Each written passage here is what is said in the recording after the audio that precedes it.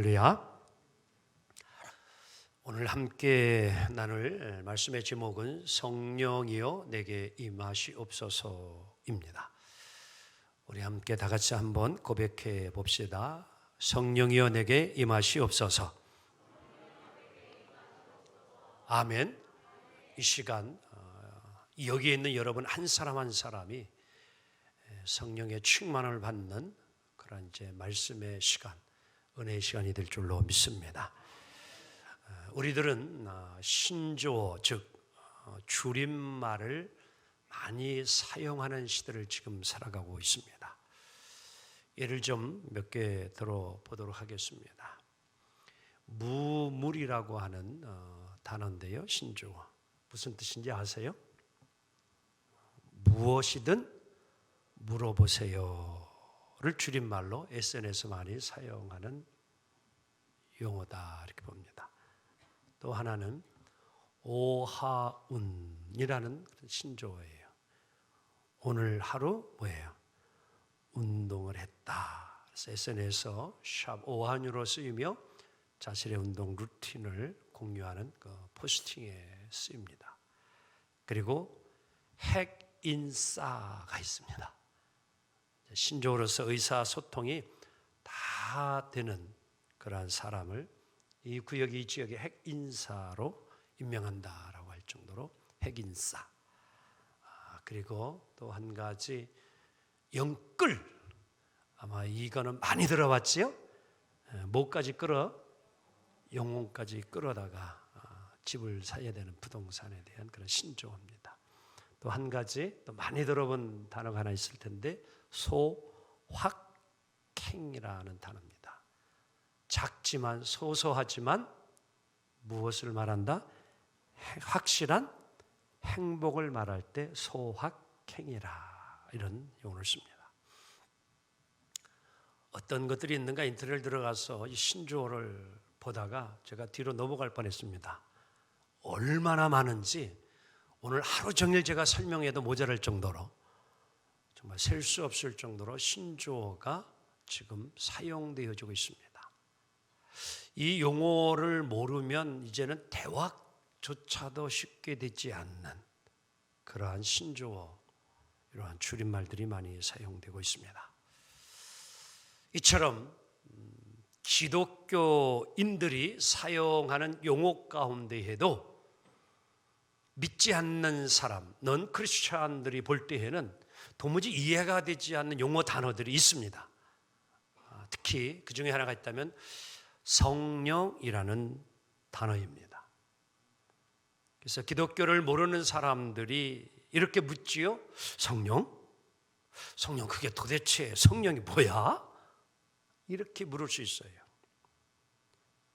이거는 믿지 않는 사람들만이 아니라 믿는 그리스도인들조차도 성령의 은혜를 체험하지 못한 분들은 성령에 관련된 용어들이 익숙하지 못하고 들어보기는 했지만도 그 뜻이 무엇인지 정확히 알지 못하고 신앙생활하는 이들이 있다라는 것입니다. 그래서 믿는 이들조차도 묻지요. 성령의 역사하는데 그 성령의 역사가 도대체 뭐냐? 또 성령의 은사라는 말을 하는데 성령의 은사가 도대체 무엇인가? 들어보기는 했습니다. 그런데 도무지 뭔지 이해가 되지 않아요. 이유가 무엇일까요? 체험되지 않았기 때문입니다. 이 성령이라는 용어는 사변적인 용어들이 아니고 체험적인 용어이기 때문이에요. 다시 말하면 내가 체험되고 경험되어지지 아니하면 성령에 대한 이해가 쉽지 않습니다. 어려운 거예요.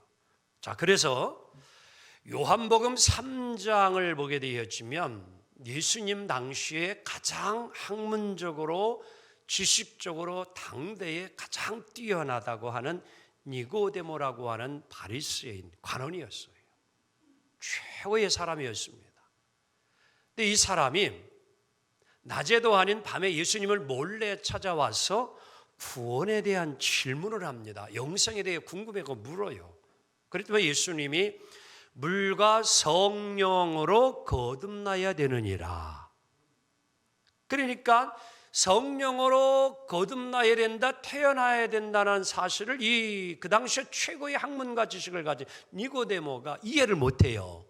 그래가지고 하는 이야기가, 그럼 엄마 뱃속에 다시 들어갔다 나와야 합니까? 라고 이야기를 하는 거예요. 이걸 듣고 있던 우리 예수님이 그게 아니다, 성령의 역사는 이러한 것이다 라고 예수님이 설명을 하십니다. 그게 뭐냐고 하면은, 자, 바람이 불기는 부는데 어디서 왔다가 어디로 가는지 잘 알지 못하는 것처럼 성령의 역사도 그와 마찬가지다. 다시 말하면 바람은 눈에 보이지 않고 당시의 과학적인 지식으로도 이걸 설명할 길이 없는 것처럼 성령의 역사도 그러하다.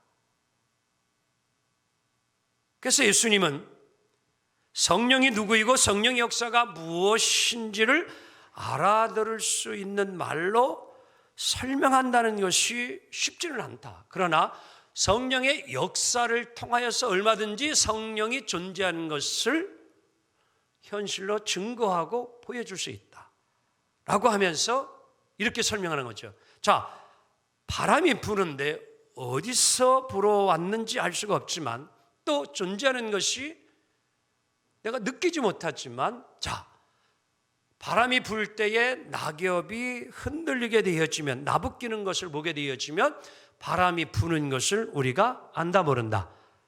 안다, 이런 얘기예요. 바로 예수님이 이렇게 설명해 주는 거예요. 성령의 역사는 그래서 내가 체험하고 경험을 해야만이 이것을 쉽게 알 수 있다.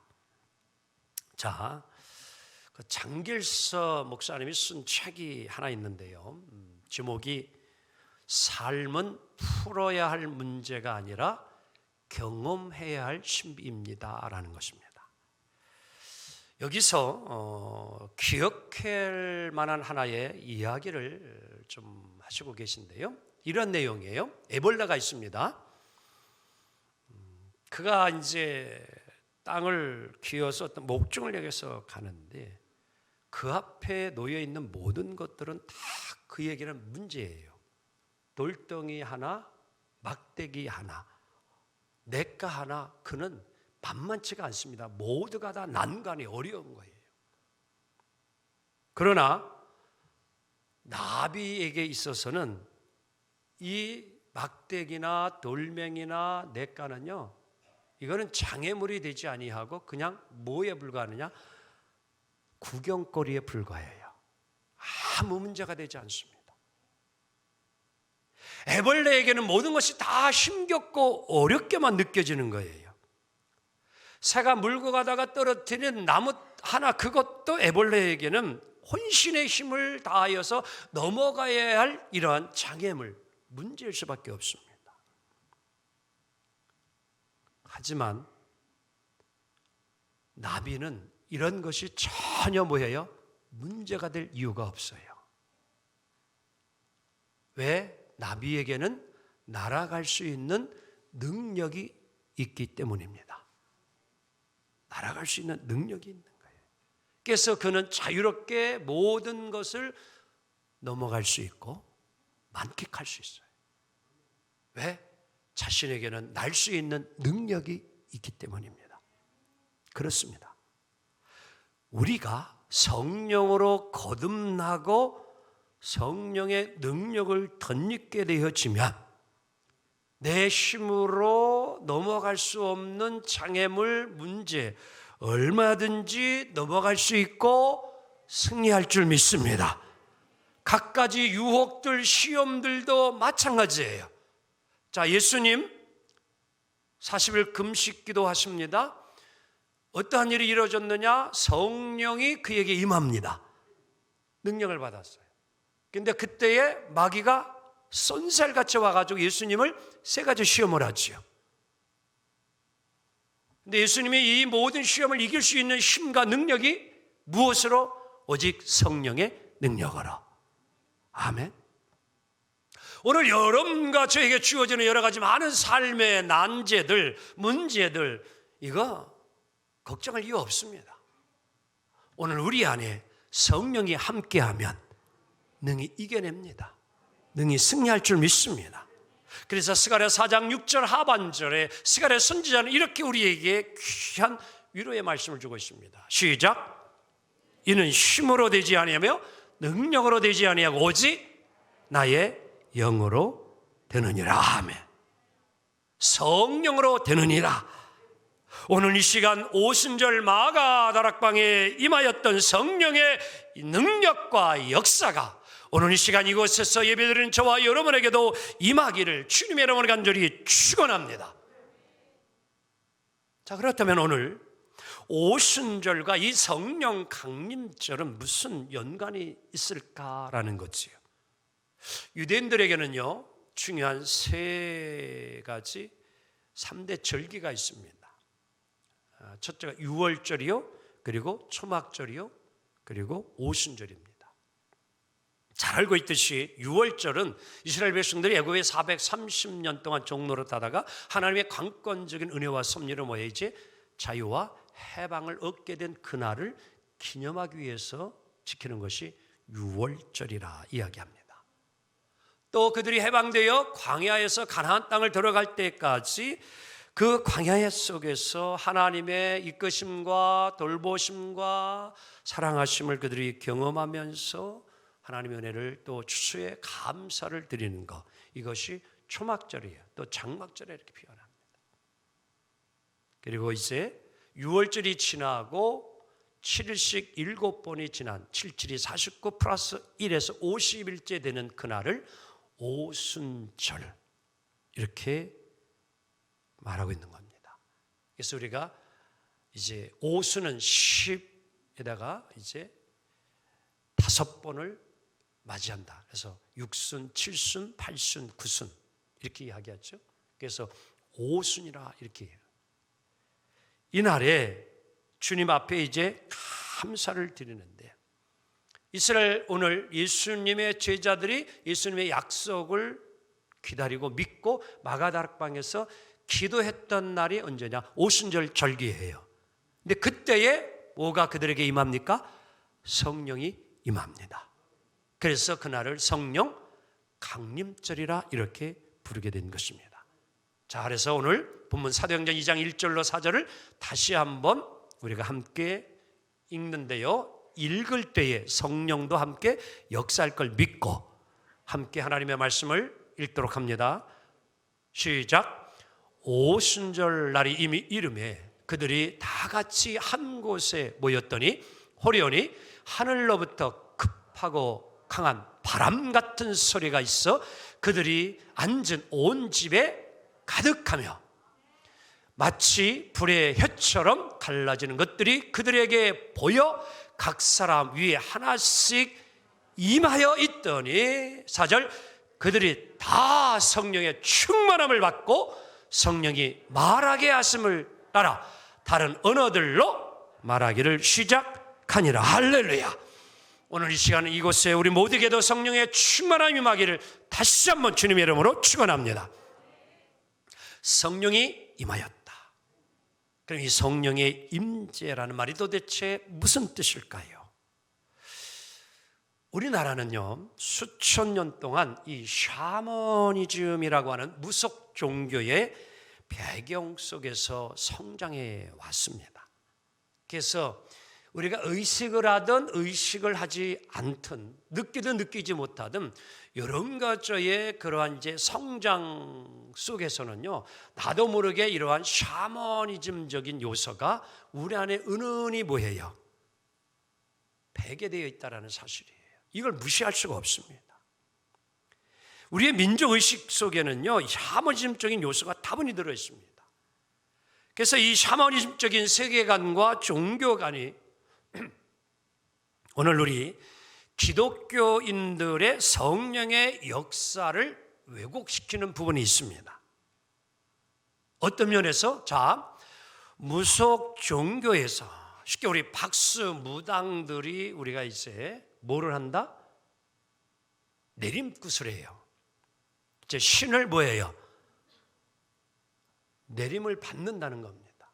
그래서 무당도 선무당이 있고 진짜 무당이 있는 거예요.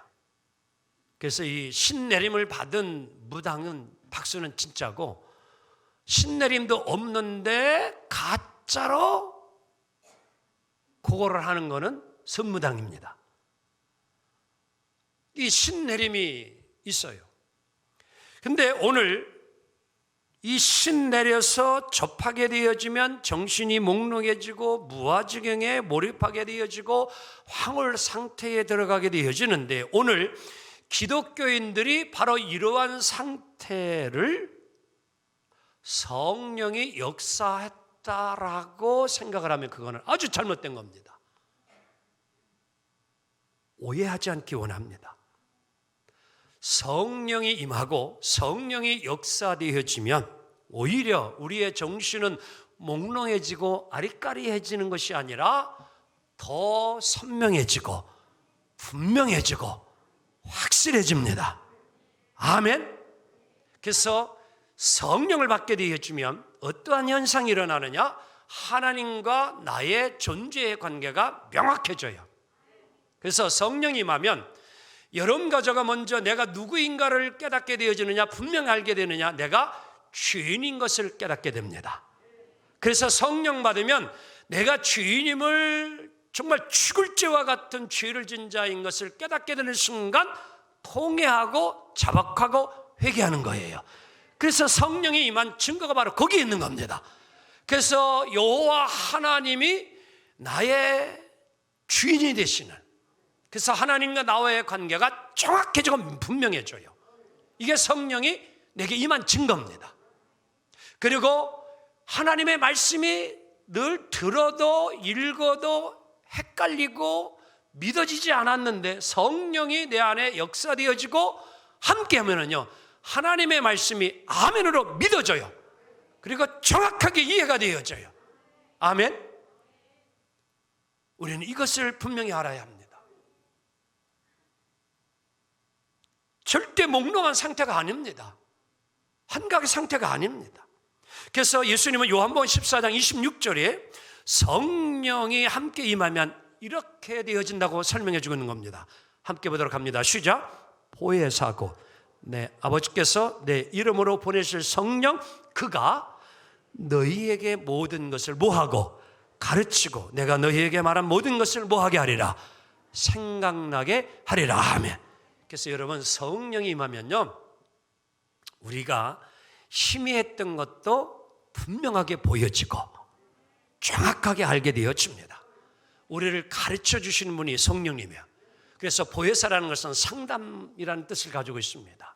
안내라는 뜻을 가지고 있습니다. 성령이 임하면 우리를 안내해주고 상담해주고 카운슬링해주고 이끌어주는 존재가 성령이라는 거예요. 그리고 잊었던 것도 기억나게 해주시고, 그래서 예수님의 제자들이 여러분 성령 받고 나서는요, 예수님께 들었던 모든 말씀들을 다 기억하고 얼마나 말을 잘하는지, 그 당시에 바리새인과 사두개인들도 베드로를 향하여 말도 못하던 저것이 어찌 저렇게 말을 잘하는고, 왜? 성령이 베드로와 함께 했기 때문입니다. 믿습니까? 성령은 이러한 힘을 가지고 있고 능력을 가지고 있는 것입니다. 성령은 또한 다 같이 따라합니다. 하나님의 영이요 그리스도의 영이다.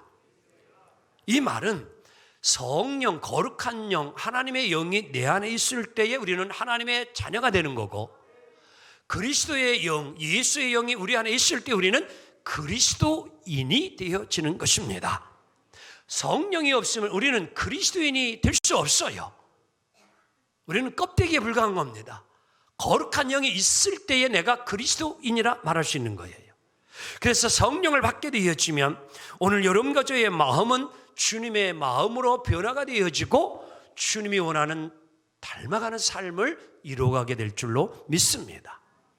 그리고 또한 성령은 따라합니다. 자유의 영이다. 아멘. 자, 로마서 8장 2절에 이렇게 약속하고 있습니다. 함께 보도록 합니다. 시작. 이는 그리스도 예수 안에 있는 생명의 성령의 법이 죄와 사망의 법에서 너를 해방하였습니다. 아멘. 오늘 여러분과 저를 죄에서 자유케 하는 능력을 가진 것이 있는데 그게 뭐냐? 성령입니다. 생명의 성령의 법이 너를 죄와 사망에서 자유케 하였느니라. 즉 성령은 여러분과 저에게 지난주에 말씀을 드렸지요. 은혜가 임할 때에 믿음이 생겨져요. 아멘. 믿음이 그냥 주어지는 게 아니에요. 주님이 은혜를 베풀어 주어야 돼요.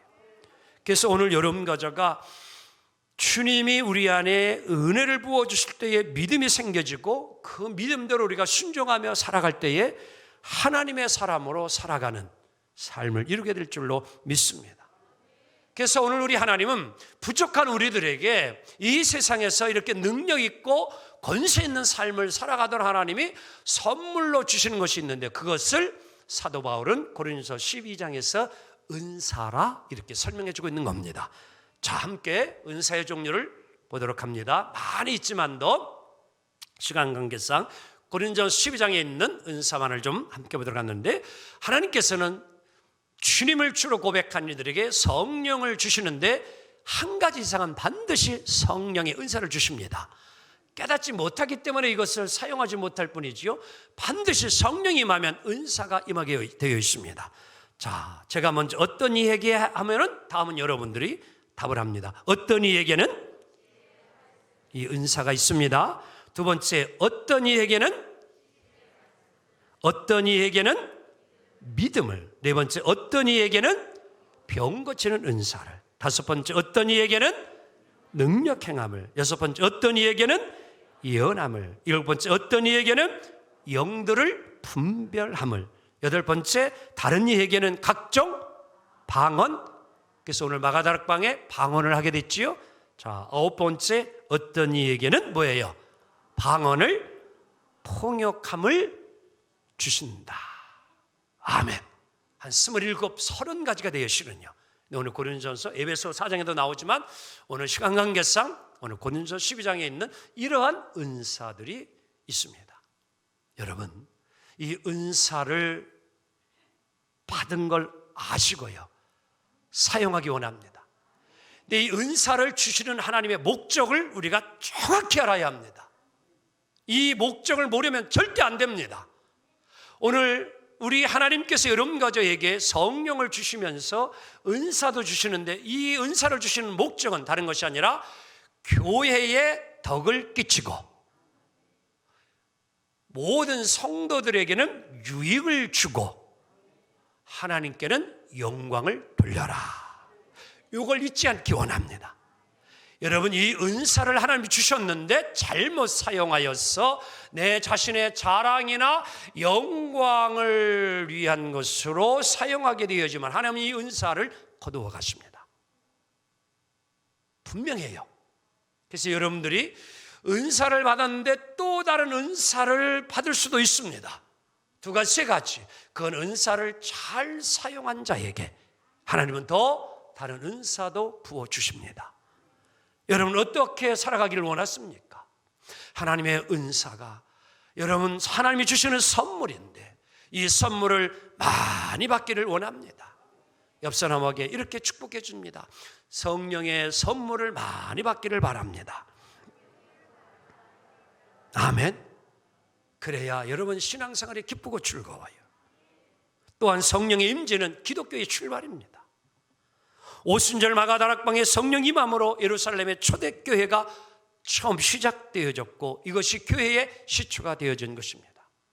우리가 예수님을 주님으로 고백하고 믿음을 소유하게 된 그 믿음의 출발점이 성령과 더불어 시작되었듯이 오늘 교회도 성령과 함께 시작되었음을 잊지 않기를 원합니다.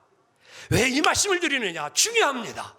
오늘 교회는 성령으로 시작되어 세워진 교회이기 때문에 오늘 이 교회 예배당에 있는 여러분과 저도 늘 성령의 충만함으로 살아가야 합니다. 또한 교회는 항상 성령으로 충만한 교회가 건강한 교회요, 힘있는 교회요, 능력 있는 교회요, 하나님이 기뻐하는 교회임을 믿습니다. 그래서 성령 받지 않으면 안 됩니다. 성령 받아야 합니다. 예수님은 그래서 오늘 이 시간 사도행전 1장 8절을 통하여서 우리 믿는 모든 이들에게 성령을 받아야 되는 지상 명령의 최대의 그러한 말씀을 주고 있습니다. 함께 읽어보도록 합니다. 시작. 오직 성령이 너희에게 임하시면 너희가 권능을 받고 예루살렘과 온 유대와 사마리아와 땅끝까지 이르러 내 증인이 되리라. 아멘. 여러분, 아무나 증인되는 게 아닙니다. 성령의 능력을 받아야 합니다. 오늘 마가다락방에서 성령의 능력을 덧입기 전에 베드로나 모든 예수님의 제자들은 무서워 떨어 숨어 있었어요. 그러나 그들이 이제 하나님 예수님의 말씀을 기억하고 오순절에 함께 모여 120명이 기도할 때에 성령이 임하였습니다. 불같은 성령이 임할 때에 베드로와 제자들이 그냥 있을 수 없습니다. 그들은 더 이상 숨지 않습니다. 예루살렘 사거리로 뛰쳐나가 부활하신 예수님을 전합니다. 예수님을 믿어야 구원받습니다. 예수 믿어야 영생합니다. 사랑하는 성도 여러분, 무엇이 이렇게 만듭니까? 오직 성령의 임재와 능력이 함께 있기 때문입니다. 3,000명씩 5,000명씩 회개하고 돌아오는 역사는 능력이 없으면 안 됩니다. 성령의 능력이 이들을 그렇게 만들었습니다. 사랑하는 성도 여러분, 진짜 꽃하고 가짜인 조화 차이가 무엇일까요? 육안으로는 요새 얼마나 조화도 진짜처럼 만들어내는지 구분하기가 쉽지 않습니다. 그러나 쉽습니다. 진짜 살아있는 꽃은 벌이 날아오고 나비가 날아옵니다. 조화 꽃은 절대로 벌이 앉지 않습니다. 나비도 날아오지 않습니다. 살아있는 나무는 물을 주면 더 성장하지만 죽은 나무는 물을 줄수록 더 썩어갑니다. 빨랫줄도 줄이고 전깃줄도 줄이지만 여러분, 빨랫줄을 선풍기에 연결한다고 선풍기 돌아가지 않습니다. 전깃줄을 연결을 해야 선풍기가 돌아가고 에어컨이 작동이 됩니다. 혹 경험했을 것입니다. 리모컨을 가지고 에어컨 선풍기를 탁 틀었는데 돌아가지를 않아요. 우리 집사람이 어제 그러더라고요. 시원한 바람이 안 나오더라는 게 에어컨이. 그래서 왜 그런가 하다가 제가 전기를 절약한다고 거실에 있는 에어컨의 전기줄은 빼놨어요. 안방에서 아무리 틀어도 시원한 바람은 절대 나오질 않습니다.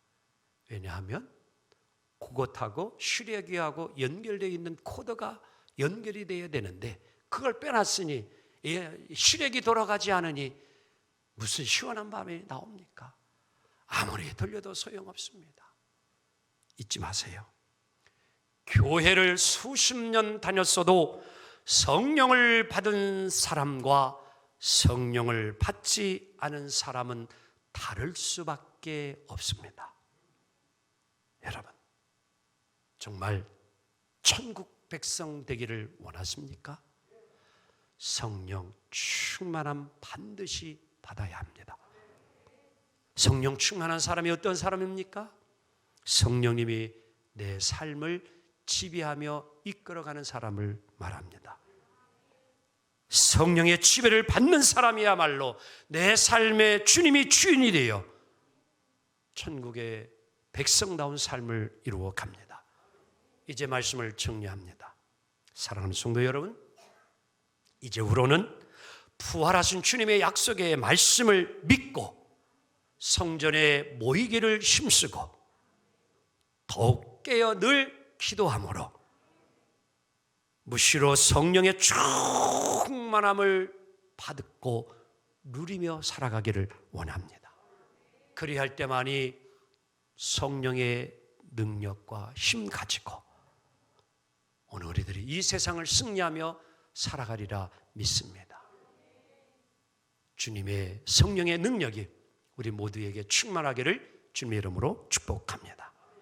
자, 이 시간 바로 이어서 성령이여 임하소서라는 찬양 함께 부르며 여러분 사모하며 찬양할 때에 성령이 이곳에도 함께 임하는 역사가 일어날 줄 믿습니다.